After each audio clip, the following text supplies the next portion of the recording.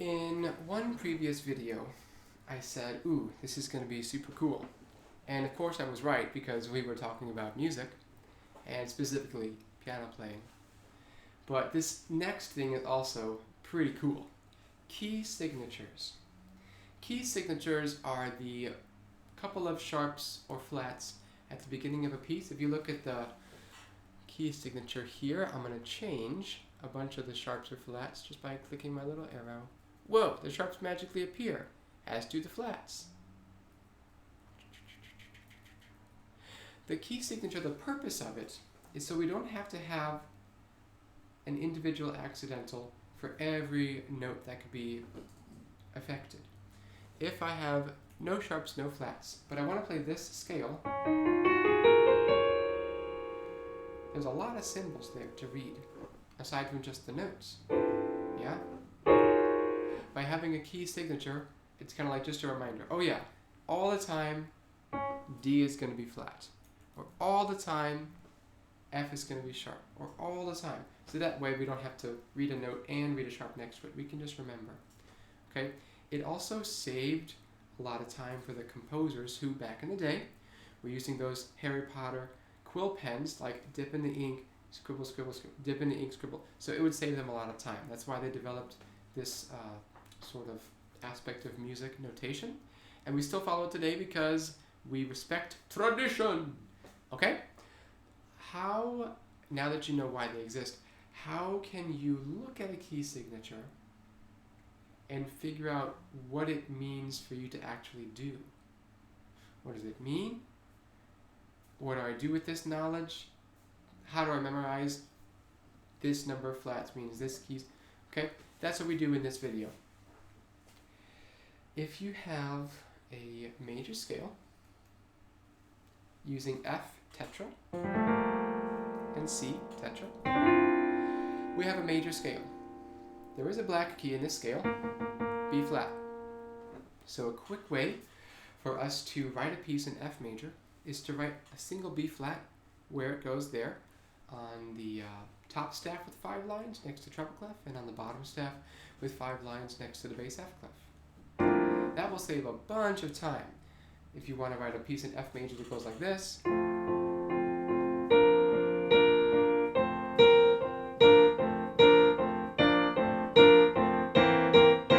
Okay, that would save you a bunch of time. Let it be, let it be, let it be, let it be. Flat, flat, flat. Okay? So just memorize. When you see a flat on the staff, it's telling you that is scale degree 4.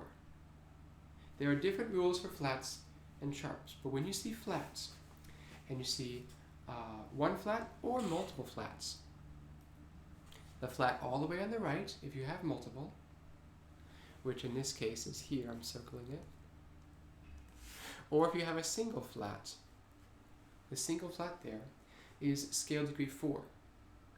Using your knowledge of the staff, we look at the bass staff. You see bass F, down a third, down a third. So F, D, B. So B gets a flat.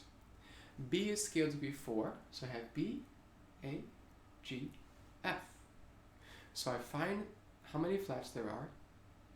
I think of the last flat as scale degree 4, and then I just count down the letters to find my tonic, or the key, or the scale that the piece is written in. This applies to the major. I'll do another video that applies to the minor. Okay? So the flat is B flat, bum, bum, bum, bum, B, A, G, F. The scale, or the key, is F major. If there are multiple flats, the flats are B flat and E flat. The flat on the right is E flat, which means that is scale degree number 4. E, D, C, B. Okay, so tonic is B, and the page also has a B flat. So the tonic is B flat. Aside from knowing that the last flat on the right is the scale degree 4, subdominant, you could also think if there are multiple flats, the second flat from the right is the tonic. So here we have 2 flats. The second flat from the right is B flat, that's the tonic. So we would do B flat tetra, F tetra, B flat major. Yes. If we have 3 flats, the flat all the way on the right is A flat. That is scale degree 4. So scale degree 4, 3, 2, 1. A, G, F, E. So the tonic is E something. The second flat from the right is E flat. So the tonic is E flat. E flat tetra, B flat tetra, E flat major. Yes. What if we have many, many flats? 7, the maximum number. Don't worry. Don't be afraid. It's the same principle. The flat all the way on the right, F flat, is scale degree number 4, subdominant. F, E, D, C. So the tonic has something to do with C. C flat, C sharp, C natural. The second flat from the right, if you're using the correct order, do, do, do, do, do, do, do. And they're written stair-step diagonally so that they don't kind of cram into each other. The second flat from the right is C flat, and that is the tonic. Okay? So you have 2 strategies for finding the tonic, or the key that the piece is written in. You should memorize the order of the flats.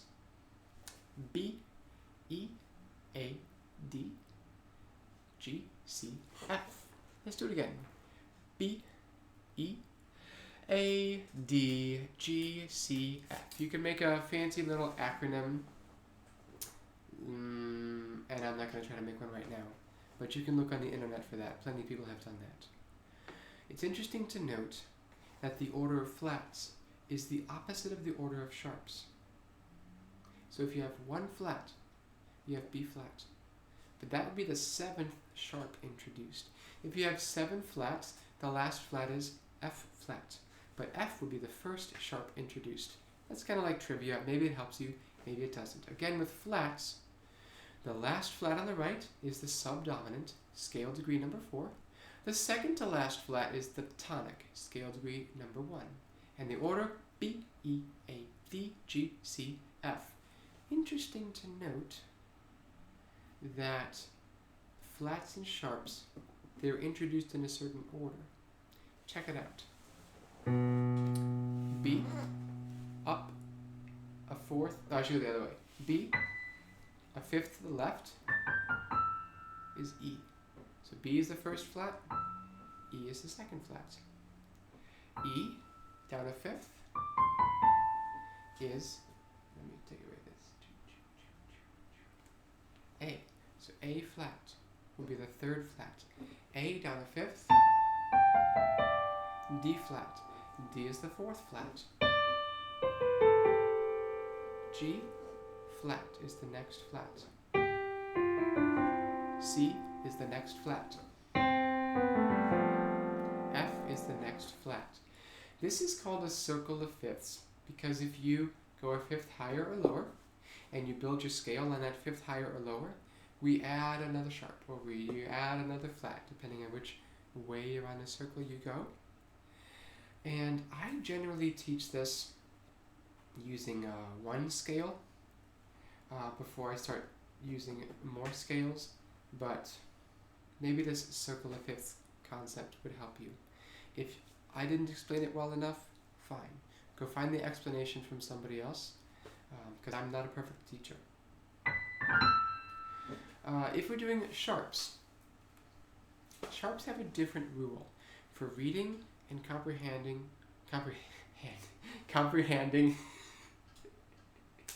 and applying the key signature. The sharp that you see on the right is the leading tone of the major scale. F sharp, leading tone, go up a half step, G, G major. The last sharp on the right is the leading tone, so C sharp. Go up a half step to D, that's tonic, D major. 3 sharps, the last sharp on the right, G sharp. Up a half step to A major, A major. 3 sharps, good to know. A tetra, oh there's one of the sharps, E tetra. There's the rest of the sharps, yes. 4 sharps, the sharp on the right is D sharp. Up a half step, E major. If you have 5 sharps, the sharp on the right is A sharp. Up a half step, to B. B major, 5 sharps. B tetra, F sharp tetra. There we go. 6 sharps. Now it's getting interesting. Aha. The last sharp on the right is E sharp. Yes, I know it's the same key as F. We're going to call it E sharp for now. Up a half step, F sharp. F sharp tetra, C sharp tetra. And again, the reason we have E sharp instead of F natural is because in a major or minor scale on which classical music is built, every letter of the alphabet has to be represented. So you can't have F sharp, G sharp, A sharp, B, C sharp, D sharp, F natural, F. We have to have E something. Okay? So we'll call it E sharp. The reason for that, why it has to be E sharp, and how I know it has to be E sharp, is from the tetra videos that I did earlier, where you have different intervals between the keys. You can review that if you need to, major seconds or minor seconds between the keys, to build a major scale. If we have 7 sharps, whoa, that's a lot of sharps. We have B sharp. It's the same key as C, I know, but it's B sharp. And up a half step to C sharp, that's tonic. Okay? The sharps are introduced in the reverse order of the flats. Maybe that's interesting to you, maybe it helps you. If I have 7 sharps, the sharp all the way on the right is B sharp. But interestingly, that's the first flat that's introduced. If I have 1, 2, 3 sharps, with G sharp as being on the right, then that's the 1, 2, 3, 4, 5th flat introduced. Maybe that helps you. Maybe not. Circle the 5th time. If I start on C, 0 sharps, 0 flats. I go up a perfect 5th to the dominant. If I pretend G is now tonic, this major scale will have 1 sharp.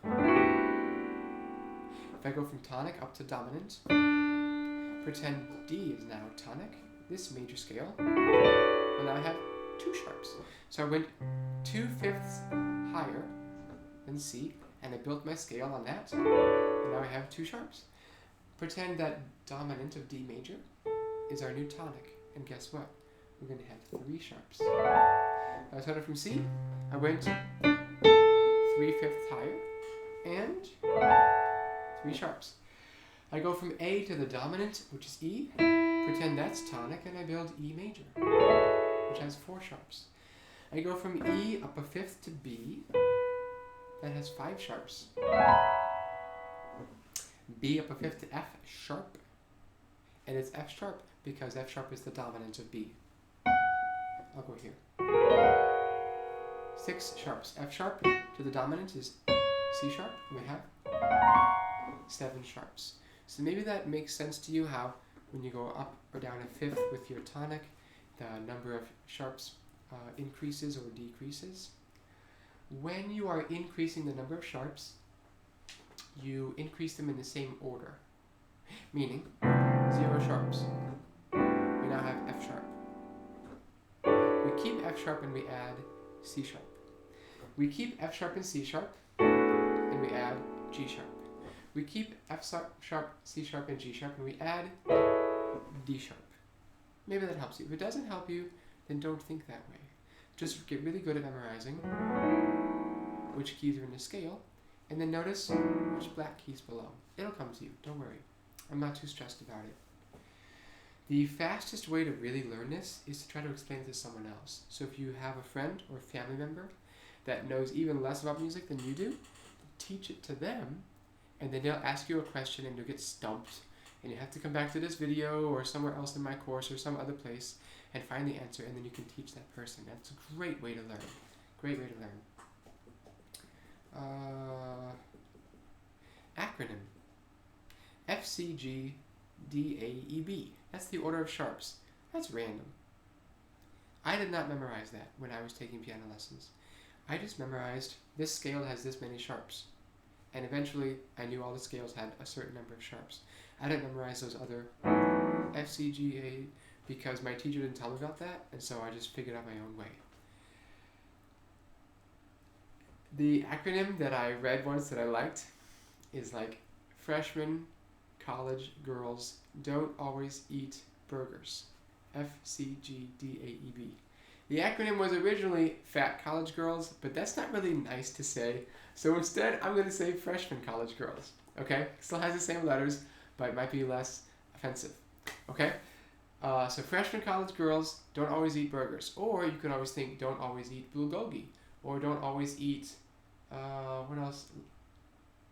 Beef bouillon. Or, oh, that would be a double score if I were doing a Pictionary. What else?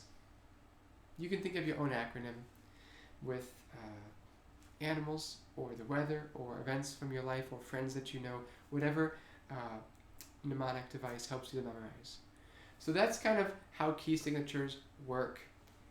I did a long explanation, but there are quicker ways to say it. Hopefully you can take little clips from this video and help to cultivate your brain so that you can see the number of sharps or flats and instantly know, these black keys, or this is tonic, or this is dominant. Okay, that's what really matters. Not just knowing, but being able to hear, and that's tonic, that's dominant, that's leading tone. Okay, that's when it's really helpful to know these key signatures.